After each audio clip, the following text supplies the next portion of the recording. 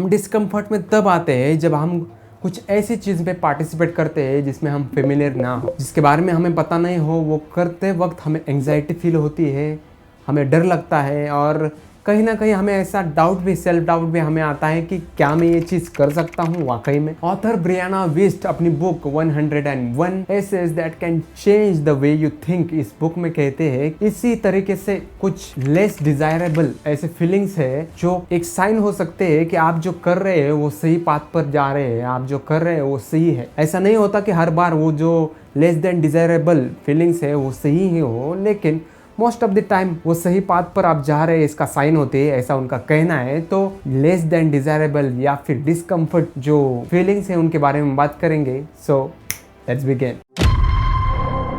पहली feeling lost और directionless. हम जब भी कोई चीज़ करते हैं वो सही है गलत है ये हमें पता नहीं होता, और हम जो कर रहे हैं वो सही कर रहे हैं, सही डायरेक्शन में हम जा रहे हैं या नहीं, इस बात का बड़ा हमें कन्फ्यूजन होता है। ऐसे स्टेज में हम बहुत ही लॉस्ट फील करते हैं कि यार मैं भटक चुका हूँ, लाइफ में कुछ नहीं कर रहा या फिर जो कुछ भी कर रहा हूँ वो सही नहीं कर रहा हूँ, गलत कर रहा हूँ, ऐसे हमें फीलिंग आती है। उस फीलिंग में हम बहुत एंग्शियस होते हैं, बहुत ही एंग्जाइटी हमें फील होती है, हम बहुत ही एम्प्टीनेस ऐसा फील करते हैं कि बहुत ही अकेला अकेला हमें फील करते हैं। हमें ऐसा लगता है कि हमें कोई सपोर्ट नहीं है, कोई हमें समझाने वाला नहीं है कि तुम सही कर रहे हो या गलत कर रहे हो, और कोई समझा भी दे तब भी हमें तसल्ली नहीं होती कि यार नहीं यार मुझे ऐसा नहीं लग रहा कि मैं सही कर रहा हूँ। तो मोस्ट ऑफ द टाइम ऐसा हो सकता है कि आप सही कह रहे हो, क्योंकि हर एक जो इंसान जो दुनिया से अलग करता है ना, जो एक रैट रेस से अलग करता है, उसे इस बात का डाउट होता ही है कि वो सही कर रहा है या गलत कर रहा है। जो भी सक्सेसफुल इंसान बना है, वो किसी भी क्रिएटिव फील्ड में हो या फिर बिजनेस में हो, उसे कभी ना कभी सेल्फ डाउट हुआ है, वो कभी ना कभी ऐसा फील उसे हुआ है कि वो लॉस्ट हुआ है, डायरेक्शन लेस वो है, ऐसा उसे फील हुआ है। क्योंकि वो जो कर रहा है वो हर कोई नहीं कर रहा। ओके, हर कोई जो कर रहा है वो आराम से अपनी जिंदगी जी रहा है, वो मीडियोक्रिटी में अपनी जी रहा है, जो सब लोग कर रहे हैं वो कर रहा है, और उसे कोई ऐसा लॉस्ट फील करने की ज़रूरत नहीं होती, क्योंकि उसके कोई ड्रीम्स नहीं होते, ऐसा भी हो सकता है, या फिर उसके ड्रीम्स है लेकिन उसे वो हार चुका है, ऐसा भी हो सकता है।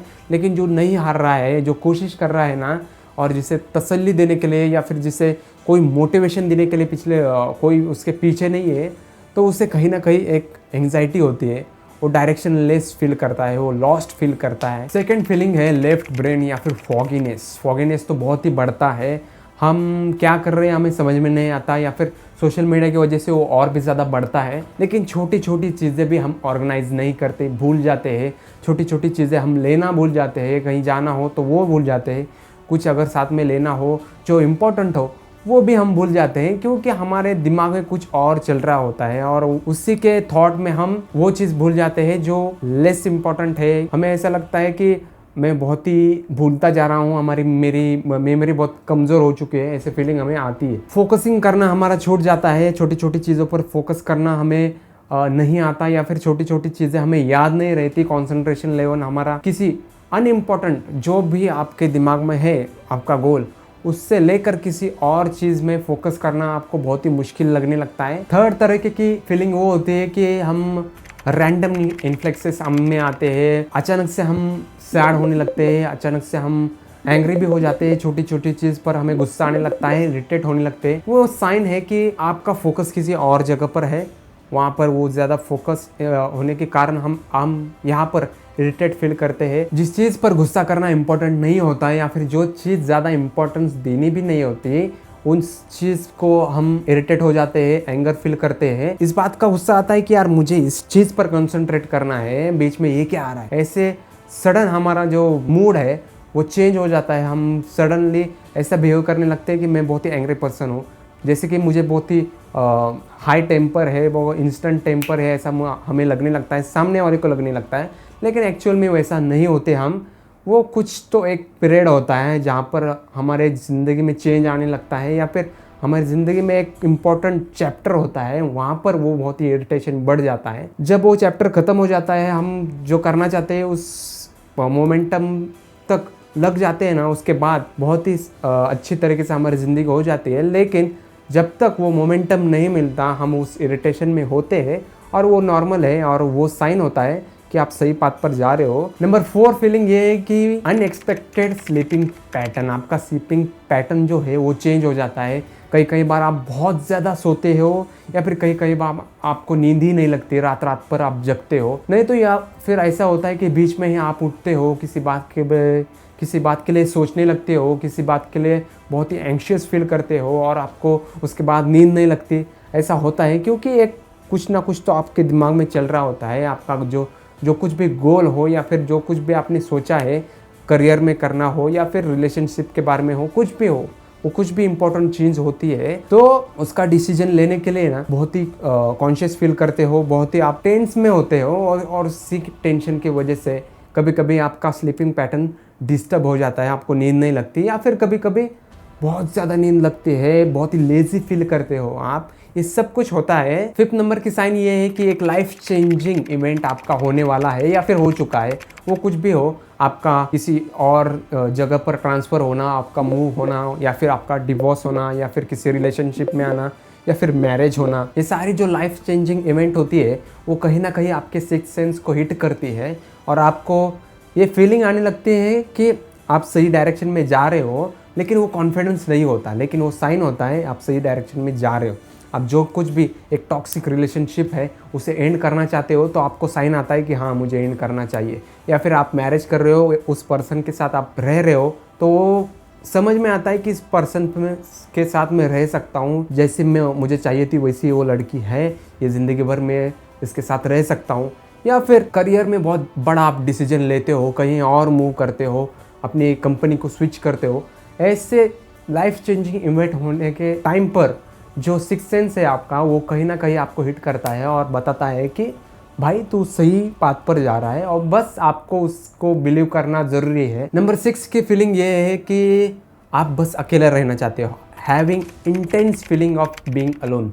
आपको बस अकेले ही रहना है, मुझे अकेला छोड़ दो, ऐसा आप चाहते हो। आप कोई सोशलाइज नहीं करना चाहते, किसी दोस्त को आप मिलना नहीं चाहते, या फिर किसी से आप बात नहीं करना चाहते, या फिर कहीं भी अगर कोई पार्टी वगैरह हो तो आपको जाने का बिल्कुल भी जी नहीं है, आपको बस अकेले रहना है। गोल लेकर चल रहे हो ना, उसके बारे में आप सोचोगे, समझोगे, और ज़्यादा उसे अपने आप को जानने की कोशिश करोगे, या और ज़्यादा। और इंसान अकेले में ही अपने आप को ज़्यादा समझ लेता है, इसलिए मैं सोलो ट्रिप ज़्यादा करता हूँ। ये बात मैंने पहले भी बताई है, क्योंकि मुझे अपने आप को जानना बहुत ही ज़रूरी लगता है। मैं अपने आप से बातें करता हूँ, ऐसे नहीं कि सोलो ट्रिप करते वक्त मैं हेडफोन्स वगैरह यूज़ करता हूँ और गाने सुनते जाता हूँ। नहीं, मैं कभी भी हेडफोन्स यूज़ नहीं करता, और मुझे अच्छा लगता है अकेले टाइम स्पेंड करना। नंबर 7 की फीलिंग ये है कि आप डाउन साइज करते हो अपने दोस्तों को, या फिर अपने कलीग्स को वगैरह। आप मैक्सिमम हो सके उतना निगेटिव लोगों की तरफ से उनसे दूर रहना चाहते हो, और झट से आपको समझ में आता है कि ये बंदा निगेटिव है, इससे मुझे दूर रहना चाहिए। उनकी बातें भी हमें इफ़ेक्ट करेगी,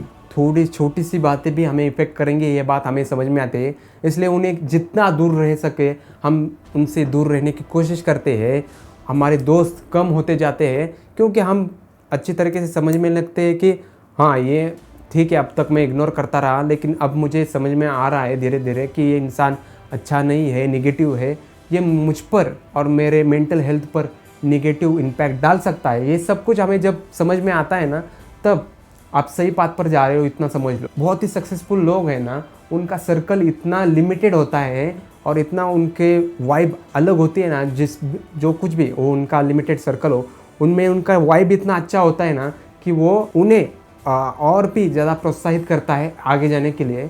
और वैसे ही आप सर्कल बिल्ड करने की कोशिश करते हो और नेगेटिव लोगों से दूर रहने की कोशिश करते हो। नंबर 8 की फीलिंग ये है कि आप अपने थॉट्स को भी जज करने लगते हो।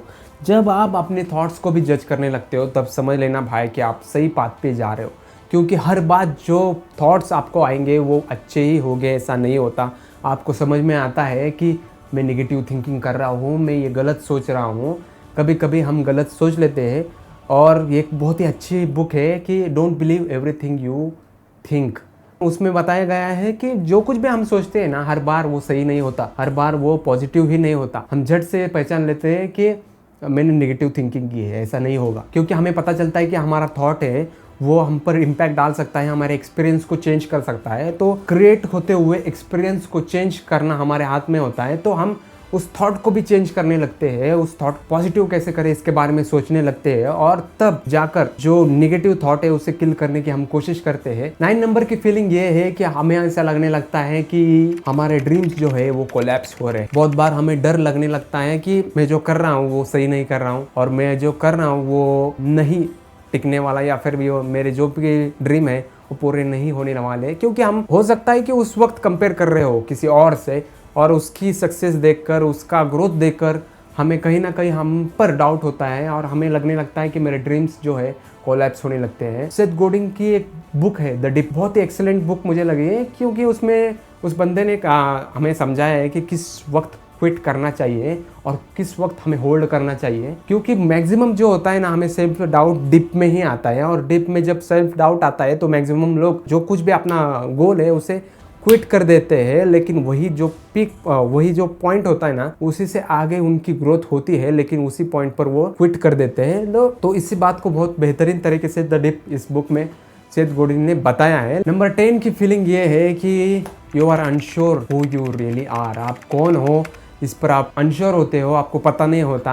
आपके पास जो इल्यूजन है कि मैं ये करना चाहता हूँ, वो करना चाहता हूँ, वो सारे डिजॉल्व होने लगते हैं, तो हमें डर लगने लगता है। एक अनसर्टेनिटी आती है लाइफ में, एक अनसर्टेनिटी आती है आपके थॉट्स में, और उसी अनसर्टेनिटी के कारण इनसिक्योरिटी आप में बढ़ने लगती है, सेल्फ डाउट आप में बढ़ने लगता है। आप वाकई में कौन हो ये जानने की आप जब कोशिश करते हो तो बहुत ही अपने आप से डर लगने लगता है, अपने एक्सपीरियंस से डर लगने लगता है, आपकी थिंकिंग से डर लगने लगता है खुद को कि मैं गलत तो नहीं सोच रहा, मैं सही तो नहीं सोच रहा। बहुत ही आप अनसर्टन होते हो, लाइफ में क्या चल रहा है समझ में नहीं आता। तो ये जो अनसर्टेनिटी और इनसिक्योरिटी होती है ना, वो कहीं ना कहीं आपको अच्छी राह पर ही लेके जाती है, कभी भी बुरा नहीं लेके जाती। नंबर 11 की फीलिंग ये है कि रिकग्नाइज करना कि और कितना लंबा मुझे जाना है और कितना दूर मुझे जाना है। ये जब फीलिंग हमें समझ में आती है ना, रिकग्नाइज हम करते हैं ना, तब हम सही पाथ पर जा रहे हैं। क्योंकि आपको एक बात तो ये है कि आप कहाँ पर जा रहे हो, इसकी क्लैरिटी होती है।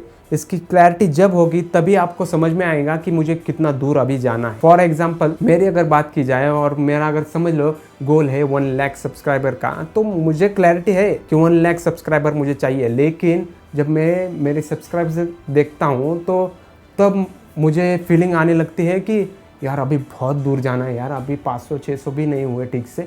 तो वो एक गोल तो पता है कितना दूर जाना है, विजन भी क्लियर है, पाथ भी क्लियर है, रियलाइज होता है कि बहुत अभी दूर जाना है, बहुत लंबा रास्ता है। लेकिन वो रास्ता कितना दिन का है, कितने साल लगेंगे जाने के लिए, इसकी हमें कोई गारंटी नहीं होती, कोई पता नहीं होता।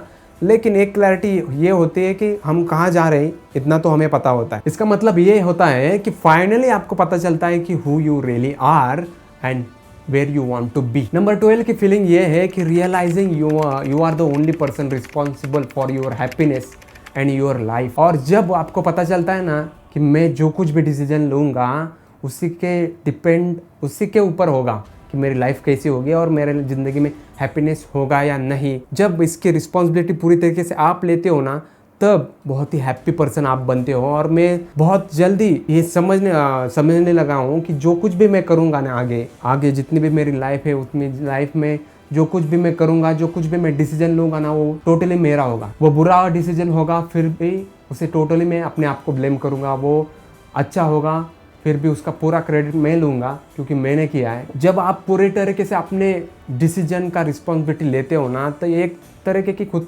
में एक रिस्पेक्ट बढ़ जाती है, सेल्फ रिस्पेक्ट बढ़ जाती है कि ठीक है, मैंने गलत किया ना, वो मेरा डिसीजन, पूरे तरीके से मेरा डिसीजन था, मैंने सही किया, मेरा डिसीजन था, ठीक है। उसमें हो सकता है उसमें कुछ लोग हो जिन्होंने हमें फाइनेंशियली हेल्प किया हो या फिर इमोशनली भी उन्होंने हेल्प किया हो, लेकिन आखिरकार जो काम करना है वो टोटली मैं किसी के प्रेशर में आए बगैर मैं अपने आप पर भरोसा रख कर वो डिसीजन ले रहा हूँ। और कई बार वो गलत भी हो सकता है, कई बार वो सही भी हो सकता है। इतनी रिस्पॉन्सिबिलिटी जब आप लेते हो ना, तब समझ में आता है कि सही पाथ पर आप जा रहे हो। तो यही वो 12 फीलिंग है जो ब्रियाना वेस्ट ऑथर ने हमें उनकी book 101 essays that can change the way you think, इस बुक में हमें बताई है। मैं हाईली रिकमेंड करूँगा कि वो बुक हम ज़रूर पढ़ें। और अगर आप जानना चाहते हो कि वो कौन से 9 रीडिंग बेनिफिट्स है जो आप आपको एक अच्छा रीडर बनाएंगी और आपके ब्रेन को और अच्छा बनाएंगी।